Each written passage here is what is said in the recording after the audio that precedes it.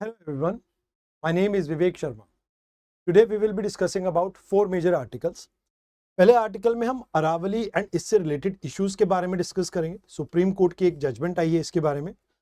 Then हम dark matter के कुछ क्लेम्स के बारे में डिस्कस करेंगे जो कि आने वाले समय में डार्क मैटर से रिलेटेड मॉडल को चेंज करेगी. देन हम थाईलैंड एंड कंबोडिया के बीच में बॉर्डर टेंशन के बारे में डिस्कस करेंगे. एंड लास्ट में इंडिया होस्ट करने वाला है इस बार की ब्रिक्स मीटिंग को, तो उसके बारे में जानेंगे. आइए सबसे पहले हम अरावली से रिलेटेड इस आर्टिकल को डिस्कस करते हैं. देखिए, अरावली एक फोल्ड माउंटेन है एंड एक ओल्ड फोल्ड माउंटेन है. विद टाइम ये माउंटेन आपकी इरोड हुई, बट अभी भी इकोलॉजिकली बात करें तो बहुत ज्यादा इंपॉर्टेंट एरिया है, बिकॉज ये प्रोटेक्ट करता है थार डेजर्ट के एक्सपेंशन को इंडो गैंगटिक प्लेन में. इसी की वजह से आपकी फूड सिक्योरिटी जो है हम इंश्योर कर पाते हैं. अब अगर ये ना हो तो डेजर्टिफिकेशन टुवर्ड्स आपके ईस्टर्न साइड इंक्रोच करेगा, जिससे फूड सिक्योरिटी के ऊपर इंपैक्ट आ सकता है. देन ग्राउंड वाटर रिचार्ज की बात की जाए तो उसके ऊपर भी नेगेटिव असर पड़ेगा. ये एरिया जो ट्रॉपिकल ड्राई डेसिडुअस फॉरेस्ट के तौर पे जाना जाता है, ये कहीं ना कहीं आप ये कह सकते हो कि बहुत सारे टाइगर हैबिटेट के लिए इंपॉर्टेंट है, क्रूशियल है, बिकॉज ये टाइगर कॉरिडोर का भी काम करता है कुछ पार्ट में. और यहाँ पे जो आपको जयपुर या इससे आसपास के इलाकों में जो अरावली है एक माइक्रो क्लाइमेट को फॉर्म करता है. मतलब जहां भी आपको ये जो अरावली की फॉर्मेशन देखने को मिलते हैं starting from Gujarat till Delhi ridge, तो इस पूरे बेल्ट में अलग अलग आपको माइक्रो क्लाइमेट्स देखने को मिलते हैं. उसके ऊपर भी अरावली का बहुत बड़ा एक इन्फ्लुएंस है. अगर अरावली की बात करें तो इसे प्रोटेक्ट किया गया 3 लॉज के अंदर, या 2 लॉ और एक रूल के अंडर. पहला लॉ है आपका इन्वायरमेंटल प्रोटेक्शन एक्ट 1986, जहां पे ये कहा जाता है कि भाई आपको इन्वायरमेंटल इंपैक्ट असेसमेंट करनी होगी. एंड यहां पे इन्वायरमेंटल इंपैक्ट असेसमेंट नोटिफिकेशन 2006 के अंडर इस एरिया में किसी भी तरह की इंडस्ट्री या माइनिंग करने के लिए आपको लोकल जो लोग हैं उनसे भी राय मशवरा करना होगा और देखना होगा कि क्या इंपैक्ट इस पूरी एक्टिविटी का उनके ऊपर पड़ेगा. देन फॉरेस्ट कंजर्वेशन एक्ट 1980 के अंडर भी कहीं ना कहीं ये एरिया को प्रोटेक्शन मिलती है, क्योंकि यहाँ पे आपको tropical dry deciduous type of forest देखने को मिलता है. अब बात आती है कि इंटरनेशनल कमिटमेंट, जैसे बॉन चैलेंज के अंदर हमने कहा था कि हम अपने डिग्रेडेड लैंड को, कुछ लैंड को वापस से रिस्टोर करेंगे, तो उसमें ये इंपॉर्टेंट भूमिका निभाता है. बिकॉज हमारा एक ग्रीन अरावली वॉल का कॉन्सेप्ट है, जहां पे हम 5 किलोमीटर तक के एरिया में इसके आसपास ग्रीन कवरेज को इंक्रीज करेंगे. एंड कहीं ना कहीं जो हमारी कमिटमेंट है इस कन्वेंशन के अंडर, उससे भी अलाइन करता है. उसके साथ साथ हर एक स्टेट में इसकी अलग अलग डेफिनेशन है, जिसकी वजह से कंफ्यूजन रहती है. और इसी कंफ्यूजन को रिसेंटली सुप्रीम कोर्ट ने ठीक किया, जहां पे ये कहा कि भाई देखो, आपकी जो भी 100 मीटर से ऊपर की या 100 मीटर तक की माउंटेन्स है इस एरिया में, उनको तो हम प्रोटेक्ट कर रहे हैं, वो स्टिल आपके उन्हीं 3 लॉ और रूल्स के अंडर प्रोटेक्टेड है. बट बाकी अगर 99.9 मीटर की कोई माउंटेन हुई तो उस केस में यहां पे प्रोटेक्शन एलिजिबल नहीं होगी, वहां पे गवर्नमेंट माइनिंग के परमिशन दे सकती है. तो इसको लेके लोकल लेवल पे प्रोटेस्ट चल रहा है, जिसकी वजह से ये आर्टिकल आपका न्यूज में था. अब गवर्नमेंट ने इसके पीछे क्या रेशनल दिया? गवर्नमेंट कहती है कि भाई इस एरिया में ना बहुत ज्यादा इलीगल माइनिंग चल रही है, और इलीगल माइनिंग को कंट्रोल करने के लिए अगर हम लिमिटेड फॉर्म में यहाँ पे माइनिंग सही कर दे, मतलब माइनिंग अलाउ कर दें, तो इससे बहुत बेनिफिट मिल सकता है. अब यहाँ पे आपको कई तरीके की चीजें मिलती हैं, जैसे स्टोन्स मिलते हैं, एंड अर्बन एक्सपेंशन की वजह से भी ये अंडर थ्रेट है. ग्राउंड वाटर का over extraction and habitat fragmentation की वजह से ये एरिया कंटिन्यूसली डिग्रेड हो रहा है. अब कहा जाता है कि भाई देखो, ऐसे तो कुछ लोग ये भी तर्क देते हैं कि भाई इंडिया में वीड की सेल बहुत ज्यादा होती है. अब वीड की सेल ज्यादा होती है तो लेट्स लीगलाइज वीड. तो ये चीज ठीक नहीं है. लोकल लोगों का कहना है कि भाई ये एरिया बहुत ज्यादा क्रूशियल है उनके, लाइक आप कह सकते हो कि जीवन से जुड़ा हुआ है, तो that's why they are protesting against this. वैसे भी हमारी United Nation convention to combat desertification के अंडर भी ये जिम्मेवारी है कि हम डिग्रेडेड लैंड को ठीक करें. तो Aravalli one of the most fragile areas में से एक है. तो यहाँ पे एक्चुअल में डिजिटल रिकोर्स क्या होना चाहिए था, एक मैनेजमेंट प्लान आना चाहिए था, जहां पे लाइक सस्टेनेबल माइनिंग के बारे में इन्होंने बात की है, बट एक्चुअल में इस इकोसिस्टम को प्रोटेक्ट करने की बात होनी चाहिए थी कि कैसे इसको और बेटर मैनेज कर सकते हैं, because already Delhi NCR area में बहुत ज्यादा एयर पोल्यूशन देखने को मिलता है एंड इस पूरी बेल्ट में वैसे ही फॉरेस्ट कवरेज बहुत कम है, और अगर ये भी फॉरेस्ट कवरेज आपका डिस्ट्रॉय हो गया तो इससे बहुत नेगेटिव असर पड़ेगा आसपास के एरिया की एयर क्वालिटी पे भी। तो यहाँ पे ये कहा जाता है कि देखो, जैसे ग्रीन वॉल प्रोजेक्ट मैंने आपको बताया, ये जून 2025 में स्टार्ट किया गया। वैसे भी हमने बॉर्न चैलेंज के अंदर 26 मिलियन हेक्टेयर टन वापस मिलियन हेक्टेयर एरिया वापस से रिस्टोर करना है, तो वो भी हमारी कमिटमेंट है। तो हमें अभी लाइक स्ट्रिक्टली प्रोहिबिट करना चाहिए किसी भी तरह की माइनिंग को इस एरिया में, क्योंकि इंपॉर्टेंट टाइगर कॉरिडोर भी है, एनसीआर की एरिया की एयर क्वालिटी पे भी इंपैक्ट पड़ेगा। एंड मोर ओवर इस एरिया की साइंटिफिक मैपिंग होनी चाहिए सभी स्टेट्स के अंदर, ताकि आने वाले समय में हम इस एरिया को बेटर प्रोटेक्ट कर सके। तो वैसे भी सस्टेनेबल डेवलपमेंट गोल के अंदर जो आपका 13 टारगेट है क्लाइमेट चेंज को लेके, 15 टारगेट है लाइफ ऑन लैंड को लेके, इसको अगर आप अरावली को प्रोटेक्ट करते हो तो इन दोनों टारगेट्स को भी आप पूरा कर सकते हैं। साथ के साथ आप इको रिस्टोरेशन के ऊपर फोकस कर सकते हो, जहां पे इन एरियाज के लाइवलीहुड के ऊपर भी पॉजिटिव असर पड़ेगा। देन एक्वाफायर के रिचार्ज, वाइल्ड लाइफ कॉरिडोर और फॉरेस्ट जो स्लोप्स है आप उसको भी प्रोटेक्ट कर पाएंगे। तो अगर आप ऐसी चीजें करते हैं तो कहीं ना कहीं आपको बेनिफिट मिलेगा, बट इसके लिए साइंटिफिक स्टडी होना चाहिए, डाटा होना चाहिए, जिसके बेसिस पे, डाटा के बेसिस पे आप डिसीजन लें। अब बात करते हैं आज के सेकेंड आर्टिकल के बारे में। देखो, यूनिवर्स में 27% चीजें जो है वो डार्क मैटर है। अब डार्क मैटर होता क्या है, एक्चुअल में ये चीज साइंटिस्ट को भी नहीं पता है। डार्क मैटर बना किस चीज का है ये भी नहीं पता है। अभी एक Fermi gamma ray space telescope के थ्रू हमने एक चीज डिटेक्ट करी, दैट इज गामा रे की एमिशन। एंड इसमें कॉस्मिक एमिशन में हमें कुछ डार्क मैटर्स के बारे में थोड़ी बहुत चीजें पता लगी। एक्चुअल में डार्क मैटर को आप डायरेक्टली देख ही नहीं सकते, बिकॉज इसका किसी भी तरह का कोई इंटरेक्शन नहीं है। मतलब ये इलेक्ट्रोमैग्नेटिकली इनर्ट है, ये ना तो लाइट को ऑब्जॉर्ब करता है, एमिट करता है, ना रिफ्लेक्ट करता है। प्लस अगर ब्रियोनिक्स की बात करें, ब्रियोनिक मैटर क्या होता है, इलेक्ट्रॉन, प्रोटॉन, न्यूट्रॉन वगैरह, तो ये जैसे इंटरेक्ट करते हैं चीजों के साथ, ये कुछ भी इंटरेक्ट नहीं करता है। तो मतलब यहां पे सबसे पहली चीज कही जाती है कि इसकी ब्रियोनिक मैटर की तरह इंटरेक्शन बिल्कुल निग्लिजिबल है, मतलब वो करते हैं बट ये नहीं करता है। इलेक्ट्रोमैग्नेटिक रेडिएशन के साथ इंटरेक्शन जीरो है, एंड आपस में भी इंटरेक्शन बहुत कम है। तो कहते हैं इस वजह से इसे डिटेक्ट करना अपने आप में एक बहुत मुश्किल टास्क हो जाता है।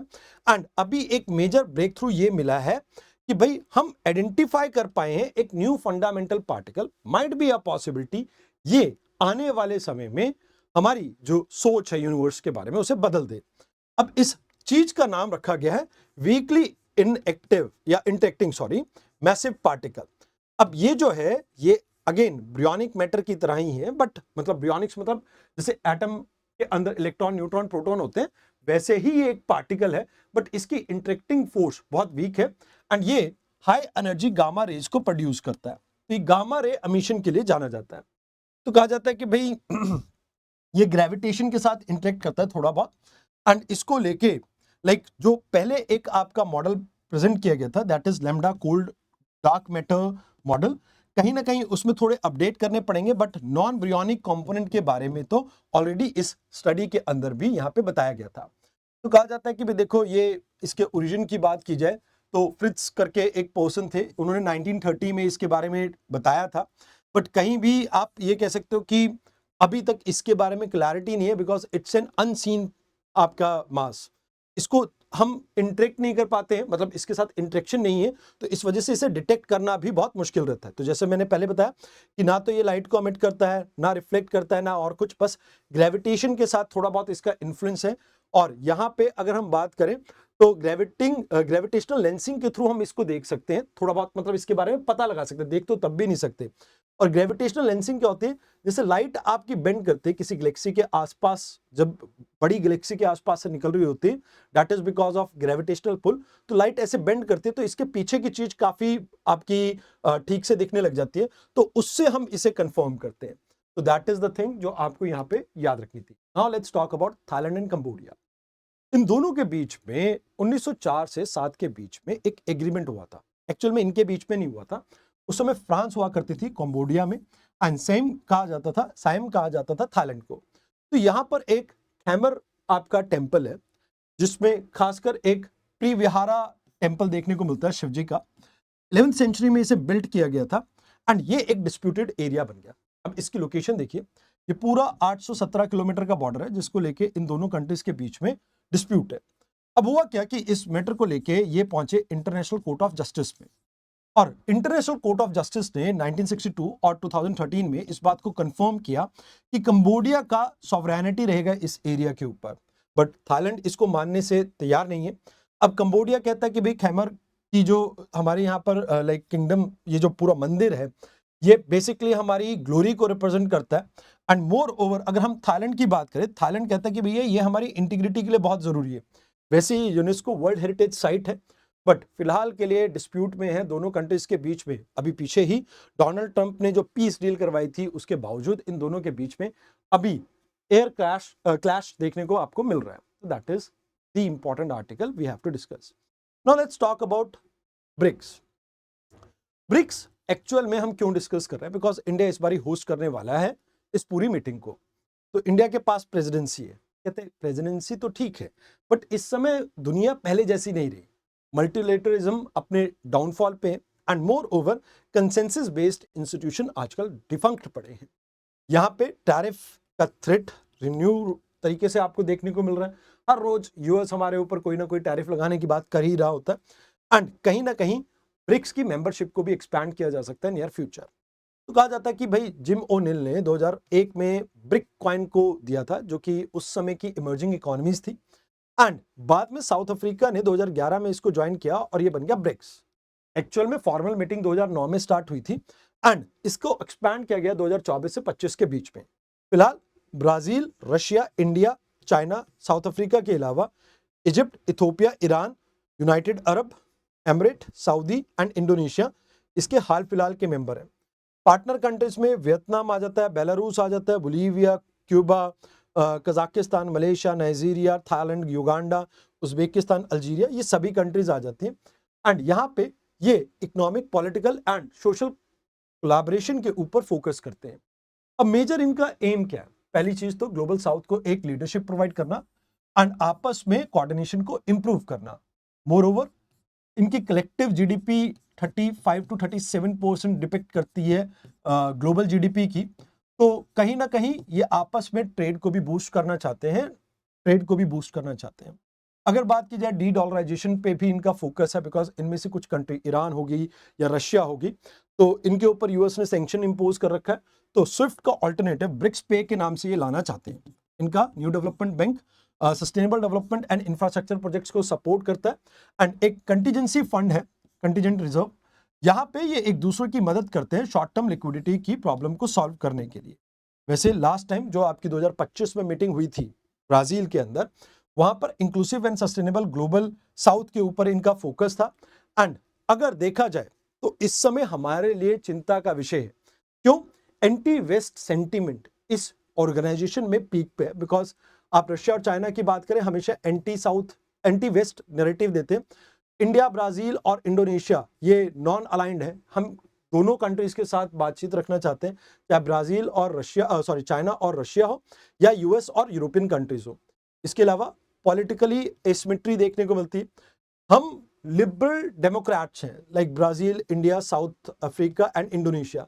रशिया, चाइना और ईरान आपकी अथॉरिटेरियन रिजीम है। तो इस वजह से कंसेंसस बिल्ड करने में हमेशा एक प्रॉब्लम आती है। यहाँ पे अभी कोई फॉर्मल स्ट्रक्चर नहीं है। एक प्रॉब्लम ये भी है क्योंकि इसकी कोई परमानेंट सेक्रेटरीट नहीं है, और इम्बैलेंस देखने को मिलता है। चाइना का डोमिनेंस है, बिकॉज चाइना वर्ल्ड ट्रेड में आज की डेट में डोमिनेटिंग पोजीशन में है।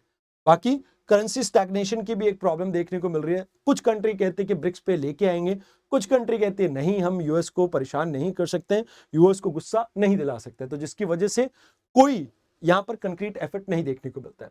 तो फिलहाल अगर हम बात करें तो न्यू डेवलपमेंट बैंक को और आपको स्ट्रेंथन करने की जरूरत है।